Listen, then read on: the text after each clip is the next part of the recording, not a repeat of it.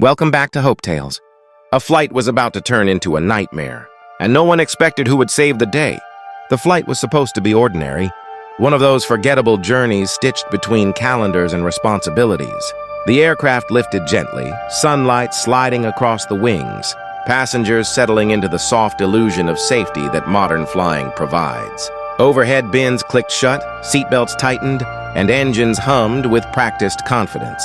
Somewhere above the clouds, a thin line separated calm from catastrophe, though no one could see it yet. People scrolled through phones, closed tired eyes, or stared out windows at drifting white silence, unaware that within minutes, routine would fracture into fear.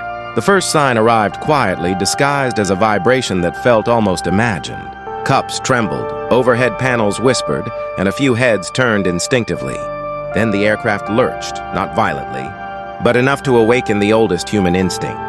The hum deepened into an uneven growl, as if the plane itself was struggling to breathe. Seatbelt lights flashed on, and a ripple of confusion moved through the cabin. Passengers searched for reassurance in each other's faces, hoping someone knew more than they did. Within seconds, confusion transformed into raw panic. The plane dipped again, sharper this time, stealing breath from chests. Luggage rattled, trays slammed, and the air filled with the sound of terror no instruction manual prepares you for. People clutched armrests, whispered prayers, and felt the sudden, crushing awareness of altitude. Every movement of the aircraft felt exaggerated. Each second stretched painfully long. Fear spread faster than logic, overwhelming any sense of control or understanding. At the front, unseen by most passengers, the cockpit was no longer a place of quiet authority. Warning lights flared like silent alarms, instruments flickering with information too urgent to ignore, procedures that had been rehearsed. Countless times now collided with an unfolding reality that refused to slow down. The aircraft responded unpredictably, and the margin for error narrowed with every passing heartbeat.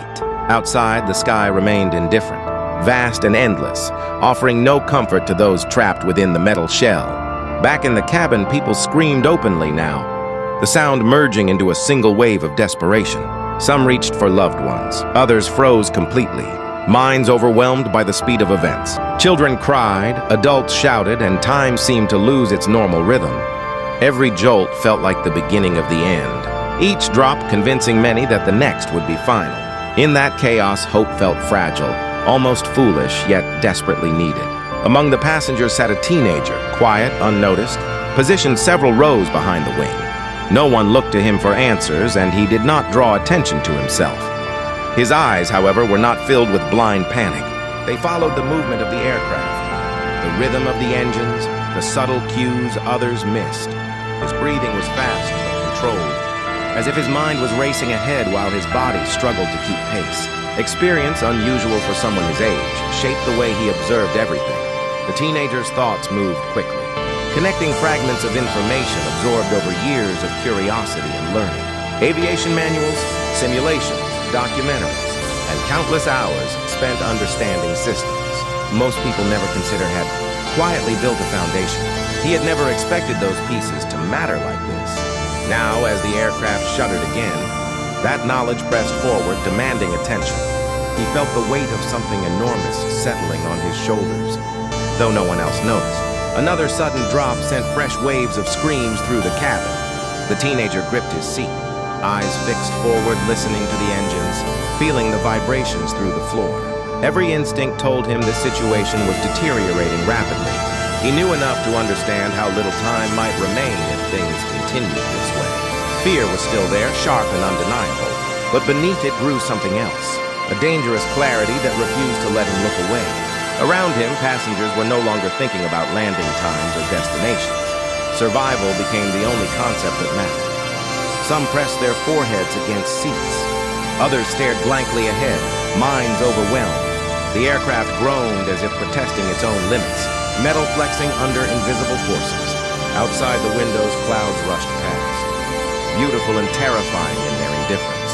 Inside, the sense of helplessness was almost physical, pressing down on everyone aboard. As the teenager leaned forward slightly, focusing harder, he felt a decision forming before he could fully understand it. It was not bravery in the traditional sense, nor reckless impulse. It was the quiet realization that doing nothing might be worse than acting. He did not yet know how or when, only that something unthinkable might soon be required. While passengers screamed and the aircraft fought to stay stable, the first fragile spark of hope began to exist.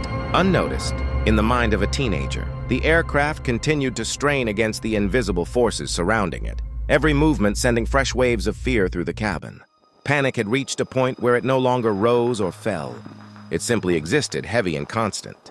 Faces were pale, hands shook uncontrollably, and breaths came in short, uneven bursts. The sound of the engines was no longer a background presence, but a dominating reminder that something was wrong. Each second stretched into an eternity, measured only by jolts and vibrations. The teenager remained seated, shoulders tense, eyes scanning what little he could see and feel. He paid attention to the rhythm of the aircraft, noticing how the shuddering came in uneven cycles rather than random bursts. That detail mattered. Somewhere beneath the fear, patterns were forming.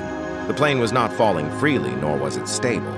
It was trapped in a dangerous balance, responding inconsistently to forces fighting for control.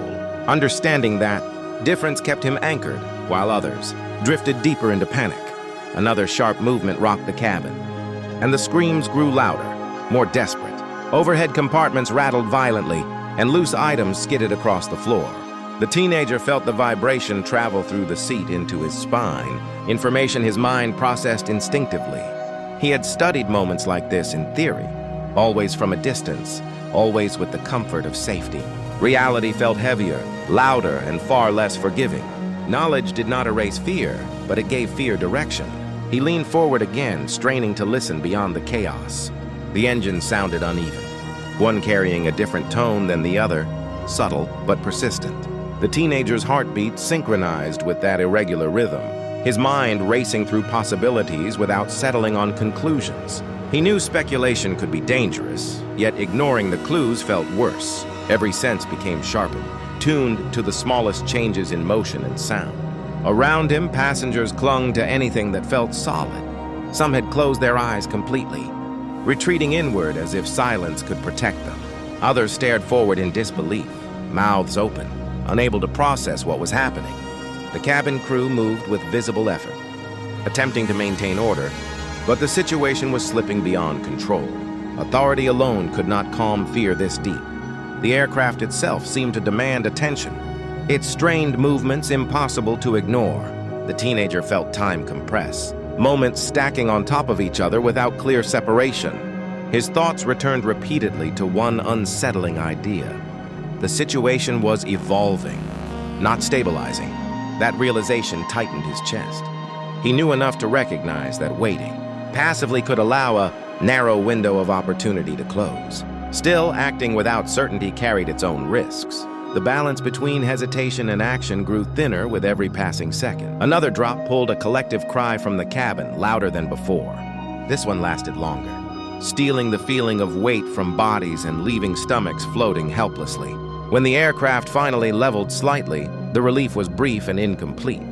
The teenager exhaled slowly, forcing control into his breathing. Panic clouded judgment, and judgment would matter soon. He could feel that truth settling heavily in his mind. His gaze shifted toward the front of the plane, blocked by rows of seats and the invisible boundary of the cockpit door. He knew what lay beyond it in theory: instruments, controls, systems designed to communicate truth without emotion. Somewhere in that sealed space, critical decisions were being made or delayed. The teenager wondered how much time remained before those decisions became irrelevant. The thought was unsettling, yet it sharpened his focus rather than breaking it. The aircraft shuddered again, this time accompanied by a strained, uneven roar. The sound sent chills through him, confirming fears he had tried to keep contained. The teenager's hands tightened into fists, nails pressing into his palms. He was not calm, not fearless. He was terrified, acutely aware of how fragile everything had become. Yet beneath that fear, a quiet determination continued to grow, steady and persistent. Passengers around him were no longer reacting individually. Fear had synchronized them, turning dozens of separate lives into a single, trembling mass. The teenager felt strangely isolated within that unity, separated by the clarity forming in his thoughts. He knew this isolation would not last. Whatever happened next would pull him directly into the center of events, whether he wanted it or not. The realization felt both heavy and inevitable. The plane's movements grew rougher, less predictable. The sense of being carried smoothly through the air was gone, replaced by the impression of resistance and struggle. Every jolt carried a message. Time was slipping away. The teenager swallowed hard, forcing himself to remain present, to observe rather than collapse inward. He felt the weight of possibility pressing against him, demanding acknowledgement. As fear reached its peak and the aircraft fought violently to maintain stability, the teenager understood something with unsettling clarity. This was no longer just a situation to endure. It was a moment that would demand action from someone, anyone willing to step forward. While the cabin trembled and hope seemed distant, the path toward the unthinkable began to take shape, pulling the teenager closer to a choice that would change everything.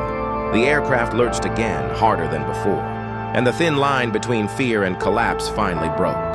The movement was violent enough to throw bodies forward, seatbelts biting into flesh as gravity briefly lost its meaning. Screams erupted once more, sharper, edged with the certainty that something irreversible was unfolding. The teenager's head snapped up, eyes wide, senses fully alert. This was different. This was escalation. The vibrations beneath his feet changed character, no longer rhythmic but chaotic, as if the aircraft was struggling to respond to commands that no longer aligned with reality. The teenager recognized the danger in that sensation. Instability was no longer a threat approaching. It had arrived. His chest tightened, not from panic alone, but from the awareness that delay now carried a cost measured in lives. Cabin lights flickered, dimming briefly before stabilizing. That small, seemingly insignificant detail sent a chill through him. Systems were under strain. The aircraft was no longer operating within comfortable margins. Around him, passengers reacted instinctively, clutching seats, pressing hands to mouths, bodies curling inward as if trying to disappear. The sound inside the cabin became overwhelming, a mix of metal, engines, and human terror blending into one suffocating roar. The teenager forced himself to stay focused, his breathing slowed deliberately.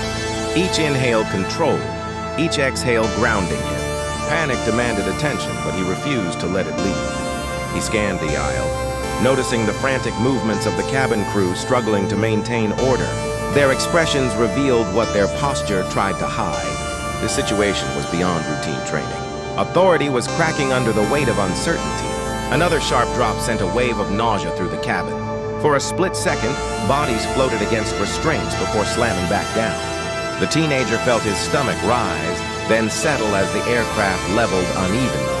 His mind raced through scenarios, not searching for comfort, but for patterns. Every movement, every sound carried information. He listened closely, separating noise from signal, chaos from meaning. The engines roared unevenly again, the difference now impossible to ignore.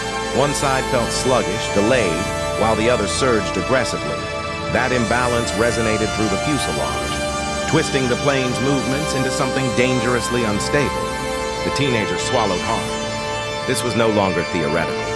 He had studied situations like this, imagined them in simulations, but experiencing it firsthand was something else entirely. The margin for error felt razor thin. Fear pressed in from all sides, but alongside it came a strange sense of responsibility. It was not assigned, not spoken, yet undeniable. He knew that knowledge unused was meaningless. He also knew that stepping forward could change nothing or make everything worse. That uncertainty weighed heavily on him. Yet the alternative felt increasingly unacceptable. Doing nothing was becoming its own decision, one with consequences he could not ignore. The teenager leaned forward again, eyes fixed toward the front of the aircraft. The cockpit door remained closed, silent, separating passengers from the nerve center of the plane. Beyond it lay answers, controls, and the possibility of intervention. The distance felt both physical and symbolic. Crossing it would mean abandoning anonymity, stepping into a role no one had prepared him for. The thought sent a surge of adrenaline through his body. Another violent shudder rippled through the cabin, accompanied by a strained metallic groan. The aircraft pitched slightly, correcting itself with visible effort. The teenager's hands trembled, not from fear alone, but from the intensity of the moment.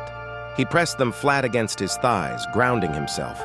His mind replayed fragments of training videos, diagrams, emergency scenarios. None of them promised certainty, but they offered something better than helplessness. Passengers around him were reaching a breaking point. Some cried openly now, tears streaking down pale faces. Others stared blankly ahead, minds overwhelmed and disconnected. The sense of shared fate was palpable, binding strangers together in silent understanding. The teenager felt that bond deeply, not as comfort, but as obligation. These lives, these moments, mattered in a way that cut through every doubt. The aircraft dipped again, this time refusing to recover quickly. Seconds dragged on as gravity pressed unnaturally against bodies. The teenager felt his pulse pounding in his ears, loud and insistent. His gaze locked forward, jaw clenched. This delay was dangerous.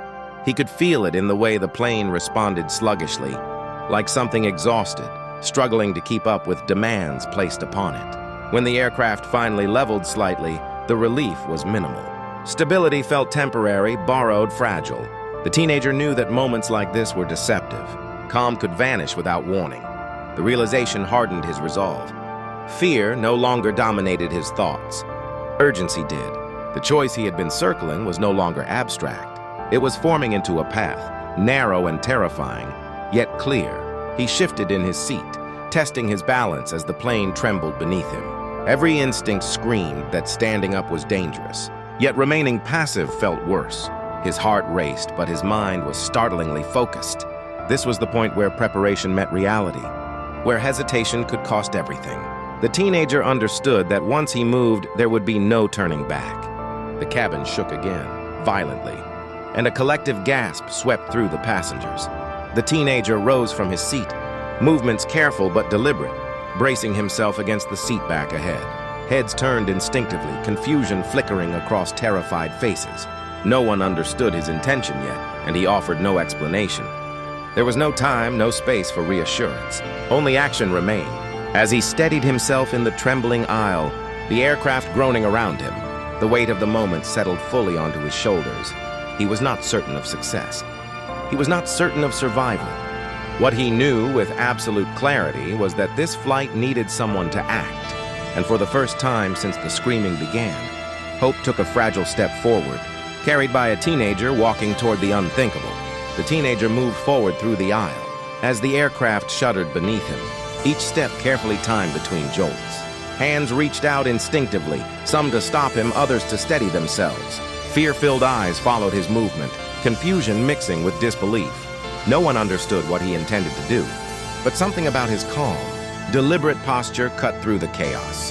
For the first time in long minutes, the screaming began to falter, replaced by stunned silence in pockets of the cabin. Another violent tremor shook the plane, forcing him to brace against a seat. He waited, breathing steadily, letting the motion pass before continuing. The cockpit door loomed ahead, a barrier that symbolized authority, responsibility, and risk. Behind it lay answers, but also consequences. The teenager hesitated for a fraction of a second, not from fear of the unknown, but from respect for what crossing that threshold meant. Then he knocked, firmly, deliberately. There was no immediate response. The aircraft lurched again, sharper this time, and the teenager's resolve hardened. He knocked again, louder, his knuckles stinging against the reinforced surface. At last, the door opened just enough for a strained face to appear. The cockpit was a storm of alarms, flashing indicators and tense movements. The atmosphere inside was heavy with urgency, the air thick with decisions being made under crushing pressure. The teenager spoke quickly, clearly, his voice steady despite the chaos around them. He did not exaggerate, did not plead. He communicated observations, patterns, details he had noticed from the cabin, information that cut through confusion like a blade. For a brief moment, disbelief flickered across the faces inside the cockpit. Then something shifted. Recognition replaced doubt. Time was too scarce to argue. He was allowed inside. The cockpit door closed behind him, sealing out the noise of the cabin, but not the weight of what was at stake. Inside, the teenager absorbed the scene instantly. Instruments told a story more brutally honest than fear ever could. The aircraft was still flyable, but only barely. Margins were razor thin, options narrowing with every second. The teenager positioned himself carefully, not taking over but assisting, pointing out details others had missed under stress. The aircraft jolted again, and hands moved instinctively across controls. Voices remained controlled, clipped, focused. The teenager's mind worked faster than he thought possible. Years of quiet learning suddenly converging into clarity. He did not feel like a hero. He felt like a conduit, a bridge between chaos and control. Every adjustment mattered. Every decision carried weight. Gradually, subtly, the aircraft's movements began to change. The wild instability softened into something more predictable. Not safe, not comfortable, but manageable. The engines found a fragile balance. The nose steadied. The screaming alarms fell silent one by one, replaced by a tense quiet that felt almost unreal. No one spoke unnecessarily. Everyone understood how close they still were to losing everything. In the cabin, passengers felt the shift before they understood it. The violent drops eased. The relentless shaking softened into controlled motion. Fear loosened its grip, replaced by cautious hope. People looked around in disbelief, afraid to breathe too deeply, afraid to believe the worst might be over. Tears flowed freely now, not from terror, but from relief mixed with exhaustion. Minutes passed like hours. The aircraft descended slowly, deliberately, guided by hands that refused to surrender to panic. Every correction was measured, every movement precise. Outside, the sky opened into a wide stretch of waiting earth. The runway appeared ahead, distant but real, a promise after endless uncertainty. The teenager felt his pulse thunder in his ears, but his focus never wavered. As the aircraft aligned for landing, the strain reached its final peak. Winds pushed, systems protested, and gravity demanded perfection. The teenager held steady, muscles tight, mind locked onto the task. There was no room for doubt now. Only commitment, only trust in preparation, instinct, and the shared determination inside the cockpit. The wheels touched down hard but true. The impact echoed through the aircraft, followed by a forceful jolt that rattled every bone. Then came the sound no one dared hope for, sustained contact with the ground. The plane slowed, engines roaring in controlled defiance of momentum. When it finally came to a stop, silence followed, thick and overwhelming, as if the world itself was holding its breath. Then the cabin erupted, crying, laughter, disbelief, hands clasped together in gratitude. Strangers embraced, voices broke, prayers spilled freely into the air. People who moments ago had been convinced they would not survive now sat, stunned by the miracle of standing still. The relief was so intense it bordered on pain. Survival felt unreal, fragile, sacred. Inside the cockpit, exhaustion crashed down all at once. The teenager leaned back, trembling now that the danger had passed. He felt small again, suddenly aware of his age, his racing heart, the enormity of what had just happened. There were no triumphant gestures, no dramatic declarations, only quiet nods, shared understanding, and unspoken respect. When the door finally opened and the teenager stepped back into the cabin, the reaction was immediate. People rose unsteadily to their feet, applause breaking out in waves, growing louder until it filled the space completely. He stood frozen, overwhelmed, unsure how to respond. He had not acted for recognition. He had acted because someone had to. As emergency crews surrounded the aircraft and doors opened to safety, the teenager walked off like everyone else, blending back into the crowd. To the world, he was just another passenger.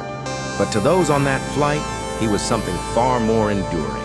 When passengers screamed and hope seemed lost, a teenager had done the unthinkable. And because of that choice, everyone went home.